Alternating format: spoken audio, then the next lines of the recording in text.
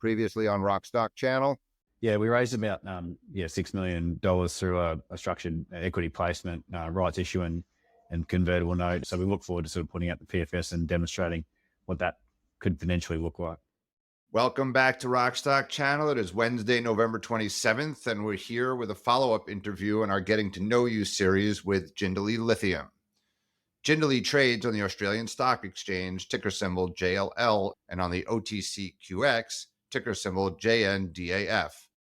Current stock price is about the same as it was during our September interview, 23 cents, though the stock had spiked earlier this month to over 40 cents ahead of the publication of the company's pre-feasibility study for their McDermitt lithium project in Oregon, which we will discuss today.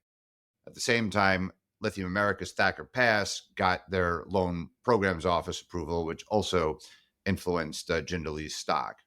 Current market cap is 17 million Australian, or about 13 million US dollars. But Michael Bentley of Australian research and financial services platform MSD Financial recently published an update following the PFS and upgraded his target to $2.15 per share. If you'd like a copy of this note, you can find it at Jindalee's website, jindaleelithium.com, or you can email us at rockstockchannel@rkequity.com, or tag Rodney and me at RodneyHooper13 or Lithium-ion Bull on X. You could follow Jindalee on X at JindaleeL, and you could find the company and our guest today, CEO Ian Rodger, on LinkedIn. To be clear, Rodney and I are not strategic advisors to nor invested in Jindalee. And of course, we are not financial advisors, and nothing you hear today in this video should be considered investment advice. Please do your own research and read the disclaimer at the end of this video. And with that intro out of the way, welcome back, Ian. And Rodney is going to ask some questions about your PFS and any other updates. Thanks for having me again, Howard and Rodney. Good to be here. It's great, and congrats on completing your PFS, Ian. You've reached a big milestone in the market where many are cutting back and stalling. You've gone ahead and got it done. How important was the PFS to the company, and how long did it take to complete? Yeah, thanks, Rodney. Yeah, look, it's a huge milestone for Jindalee. If you zoom out for a second, we discovered in 2018, we did a scoping study a couple of years ago, which never really saw the light of day, and was based on a different flow sheet. So this is the first time that there's been sort of parameters out in the market, that we think there's further opportunities clearly, but it's the first time that people can get, an idea of the size, scale, cost parameters, and the potential of this asset. And we're really happy with the outcome. We sort of, found our way to Fluor about 18 months ago, and they're obviously a large US construction company, engineering construction company. We're one of the few groups involved who've got a significant experience in the lithium clays, having been involved with the two more advanced projects in Nevada. So we really think it's a high quality product. I'm pleased with what we've got to. Okay, excellent. And so before we dive into the assumptions of the PFS, one thing that I've seen in the past that investors overlook in long life assets is that beyond sort of 10 to 15 years, when you present value earnings, it doesn't add much to the NPV. But with long life assets like yours, you can keep redoing, or it's almost like a perpetual NPV, because you can do it a few times in the future, given that you will always be generating, substantial value going forward, especially as CapEx is paid for upfront other than sustaining. So, I mean, if you look at it, Ian, I mean, it looks as if McDermitt's almost like 3 projects back to back. I like that analogy, but yeah, I think you did right. I think it is sort of typically overlooked by investors, but there's a reason sort of majors target long life assets. They're exposed to. They know from history that 80% of earnings are generated in 20% of the year. So that just you get exposure to multiple price cycles over long life assets. And as you rightly point out, it's sort of like a annuity style valuation because once the capital's sunk, the NPV essentially remains the same for 30 odd years because it's such a long life asset. So, and the other bit is the optionality, but we think it's very attractive. Yeah, I mean, it's just something, that I kind of see as overlooked. Like beyond 15 years, if you do an NPV 8 or 10, it doesn't really show up. But you could do another exercise in 15 years' time and you're still where you were today, which another project would have run through its life. So it's kind of a hidden value thing. Just something that clearly applies to McDermitt because see how much mining you've got and then how much processing. But again, you've probably got, fair to say, lots more resource that's not included in. Yeah, there's, I think our current reserve is about 11% of the resource base. And if you include, a bit of the inferred, I think the whole PFS mine schedule is like 15% of the contained LCE. So we're really only scratching the surface. There's a whole lot of embedded optionality to look at expansion and stuff down the track. But yeah, it's a really big resource, and we think what we've demonstrated in the PFS is a good starting point and a solid foundation to work from.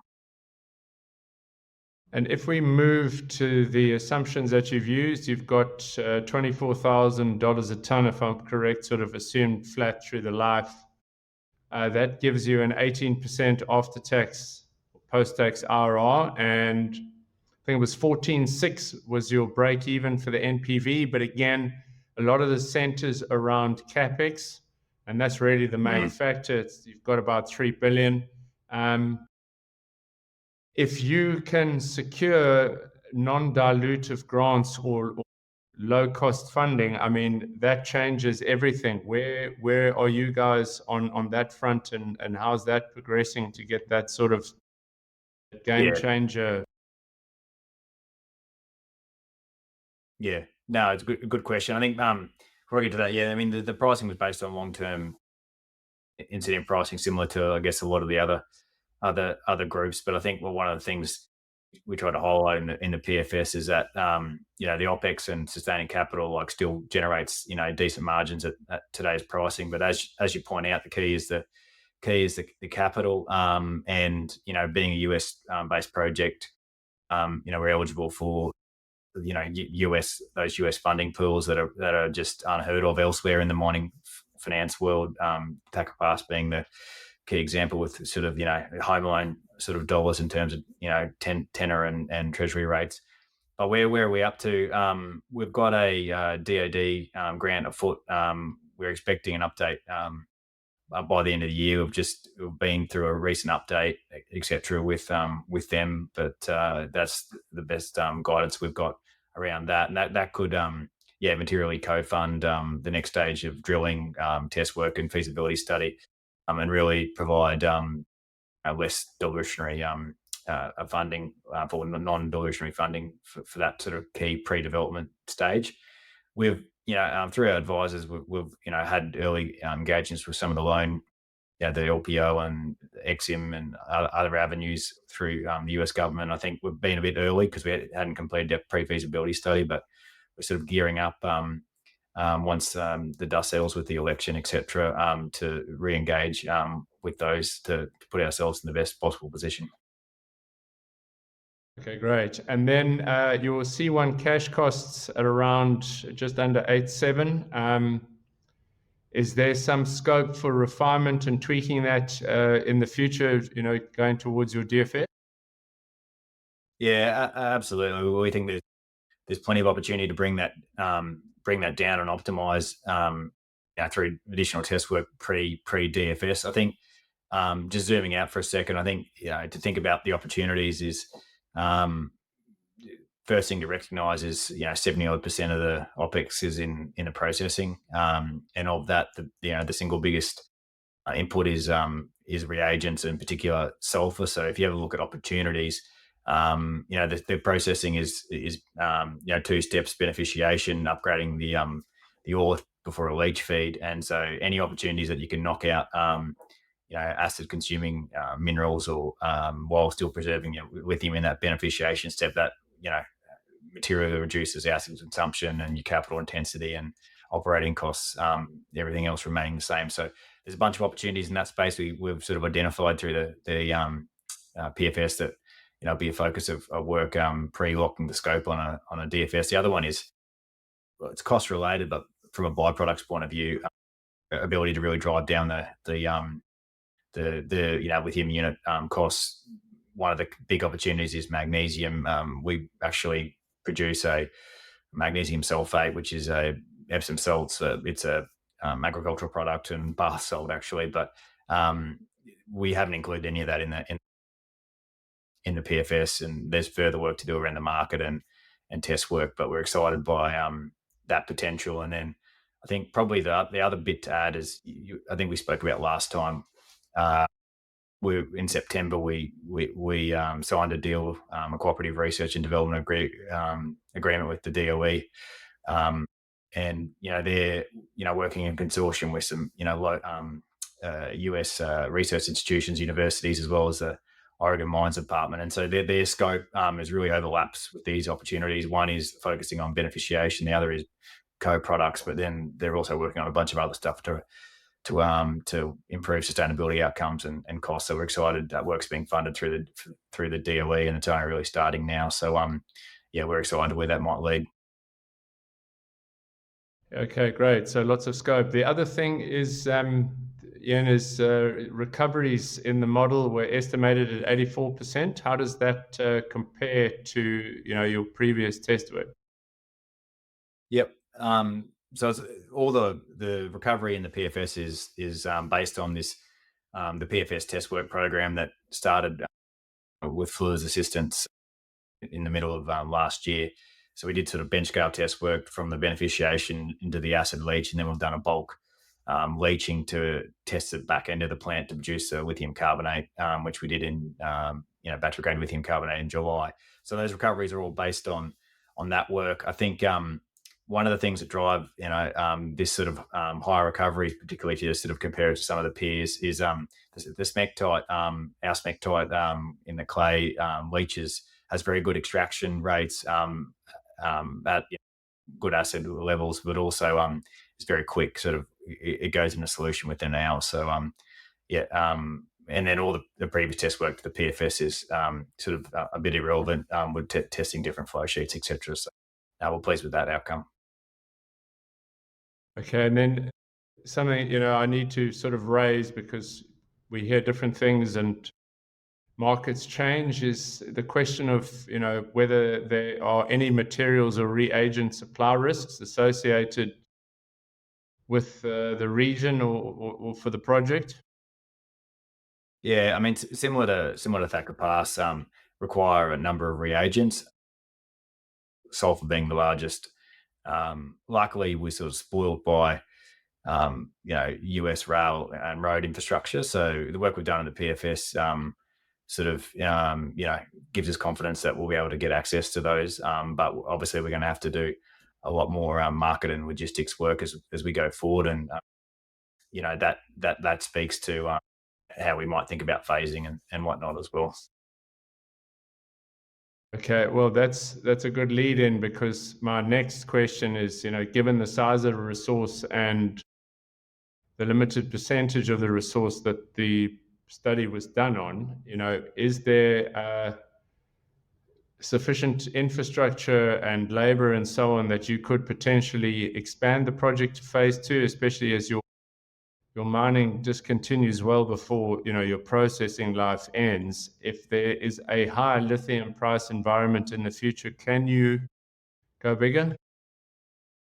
Yeah, I think there certainly is that potential, and I guess that's what Thacker Pass have done in their sort of DFS out of phase 1 to 40 and then phase 2 to 80. We've sort of stuck around that sort of mid 40s over the first 40 years. We did consider including it in the scope, but we really just came down to time and cost. And we expect to include some of that type of staging going forward. But as I sort of alluded to, we need to do more work in those sort of future phases to understand what the constraint is. At one point, logistics will become an issue. We don't think it is at the moment, but particularly if you're going for double or even bigger scale in a more bullish scenario, that may change how you think about the phasing. Otherwise, really just based on simple maths, like the incremental CapEx is lower for these sort of phasing, so you really get the benefits of capital efficiency and reducing your fixed, spreading your fixed cost base. So, we're excited about those opportunities. We didn't get it in the study, but we'll continue to work on that in the background. So, Ian, what are the next steps for Jindalee from here? Yep. Well, I think the key context is obviously big project, and so we had sort of a range of engagements with potential partners over the last 6 to 12 months, and the PFS is really the key document. So we plan to re-engage with interested parties with regard to the project over the next sort of 6 to 12 months, particularly given the size of the project. We think similar to, I guess, what a lot of our peers have done is, getting partners involved early can really help plug it into the value chain, but also then help unlock that future financing in terms of the loans and whatever else, while also sort of bringing some technical and processing know-how that can help in those sort of later stages. So I think we're focusing on that in the near term. We've just recently added a key hire in the US, looking to really enhance our permitting and community engagement work stream. So we see that as sort of a critical path, and we'll continue to work on that in the background. We have a key exploration plan of operation approval that we expect in the middle of next year, and that'll be a real catalyst for us to do a large infill drill program, which will generate sample and allow the potential feasibility study to happen around the same time. So that's the sort of the key bit in the short term. We're trying to focus on those critical path items while preserving the optionality on when we might want to do those larger cost work programs, in particular the drilling and the feasibility study. And Ian, I know there's some funds available, but how do your cash reserves look, and how does your funding look going forward on sort of timelines? Yep. I mean, end of September, we had sort of 3.4 million bucks in the account in the tin. Our major spend, if you look at our burn rate over the last year or so, on the PFS, it's been quite high. That's all sort of dropped off now. So, like I said, our strategy is sort of focus on those critical path items, limit our cash burn, and target the conversations with the partners, etc. We'll reevaluate in the middle of next year around what our funding requirements might be looking forward. Okay, and then last one from me.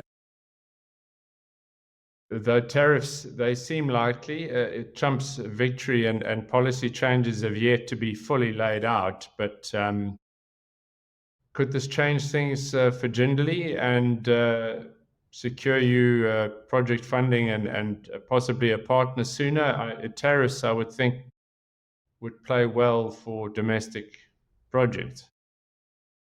Yeah, I mean, I think we're optimistic around Trump's direction. He as you guys know, he kicked off the focus on domestic critical minerals and this whole China decoupling supply chains, etc. When he was last in power, and we think he said as much to prioritize domestic production over the reshoring, which was seen to be a much more focus on not reshoring, friendshoring in the sort of Biden years. So there was going to be cards to he's going to play his cards over the coming year, but we imagine there'll be some clarity in the new year, and we think that the funding landscape might change, but I think the direction of travel is going to be positive for domestic projects like Jindalee, as you sort of outlined, for those reasons that the funding from the IRA and other programs have really gone to that downstream / green energy component, while that the critical minerals domestic production and the midstream component really hasn't got much dollars. So we expect that probably will change. Well, yeah, just picking up on that point, Ian. I remember the deregulation push of the Trump administration last time. Thacker Pass got approved, I think, 5 or 6 days before Biden took over, and it was in some litigation, for a couple of years, but it did get permitted, and so did Ioneer. Actually, finally got permitted. So the last lithium bull that we published, I called it, lithium sedimentality. It kind of like, what's the sentiment toward sediments? I mean, Elon Musk 4 years ago in Battery Day said there's enough lithium in Nevada to power all of the U.S. electric cars, and here you have, there's Hard Rock, there's Salton Sea, there's Arkansas, and then there's Nevada Sediment. In both Ioneer and Lithium Americas, you have two companies that have announced making FID by the end of this year, both of which supported by large low cost funding from the US government, and both partnered with US auto OEMs and ex GM in the case of LAC, Ford in the case of Ioneer, and Ford has a couple of others, I think Sonic, as well as EcoPro. So anyway, the sediment sentiment is improving, and both of those companies, like Jindalee, started out, as 15, 20 million market cap companies, going through the progress of pre-feasibility study and the like. So if you follow in their footsteps, it's not a straight line. It's often a bumpy road, but I think investors listening to the story, it can use those two examples as reference points for what could be possible at Jindalee over the coming years. A lot of that sort of similar sort of approach is coming into our playbook for sure. Sounds good. Ian, thank you very much for the update. Congratulations on a good PFS, and look forward to following your progress likely in the new year. It's getting toward kind of the end of the year. So enjoy the holidays and the new year, and we'll check in again in January or Feb. Likewise, gentlemen. Great to catch up.